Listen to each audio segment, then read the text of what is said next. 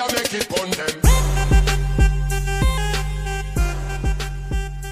तो नितिन, तुम किसी ऐसे व्यक्ति का इंटरव्यू लेके आओ जो कभी किसी अखबार में ना छापा गया हो। Okay sir.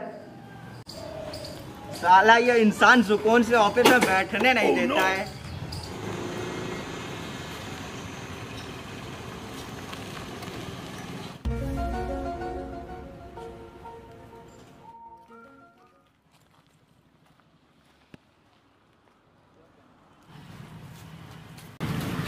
भाई मैं तुम्हारा इंटरव्यू लेना चाहता हूँ। भाई मैं क्यों दूँ, मेरे पास रोजगार है। और कुछ नौकरी नहीं करना चाहता।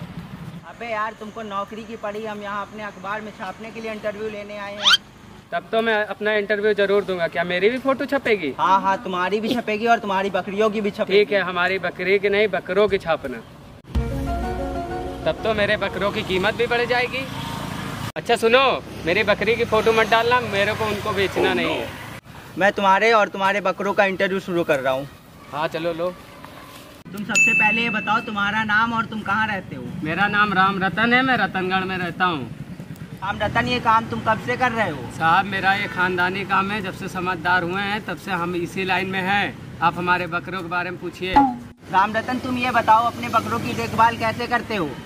साहब पहले काले वाले के बारे में बताओ कि सफ़ेद वाले के बारे में? ऐसा करो, तुम पहले सफ़ेद वाले के बारे में बताओ। साहब मैं उसे सुबह चराने लाता हूँ, फिर दोपहर में पानी पिलाता हूँ, फिर शाम को चराने लाता हूँ, फिर रात में पानी पिलाता हूँ, उसके बाद उसको कोले में बंद कर देता हूँ। और काले वाले का? उसको भी मैं सुबह चराने लाता हूँ, दोपहर में पानी पिलाता हूँ, शाम को चराने लाता हूँ, रात में पानी पिलाता हूँ, उसको अपनी कोली में बंद कर देता हूँ। अब तुम ये बताओ इनकी खोली कहाँ है और इनकी सुरक्षा के लिए तुमने क्या क्या इंतजाम कर रखा है। साहब पहले काले वाले के बारे में बताओ कि सफ़ेद वाले के बारे में? पहले सफ़ेद वाले के बारे में बताओ। साहब इसकी खोली मेरे घर के बगल में है और इसकी सुरक्षा के लिए अगल बगल मिट्टी लगा रखी है और एक लकड़ी का दरवाजा। और काले वाले को? साहब उसकी भी खोली घर के बगल में ही, उसकी सुरक्षा के लिए अगल बगल मिट्टी लगा रखी है, एक दरवाजा है उसमें भी। असल में दोनों एक ही खोली में रहते हैं। अब तुम ये बताओ तुम्हारे बकरों का जन्म कब हुआ था। पहले काले वाले के बारे में बताऊं कि सफ़ेद वाले के? पहले सफ़ेद वाले के बारे में बताओ। साहब इसका जन्म 28 जून 2005 में हुआ था, इसका आधार कार्ड भी बनवाए हैं। और काले वाले का जन्म कब हुआ था। साहब इसका जन्म भी 28 जून 2005 में हुआ था और असल में ये दोनों जुड़वा भाई हैं। अबे झाटू आटू हो क्या, जब दोनों का एक ही समय जन्म हुआ, एक ही खोली में बांधते हो, एक ही जगह रहते, तो अलग अलग क्यों पूछवा रहे हो। भग।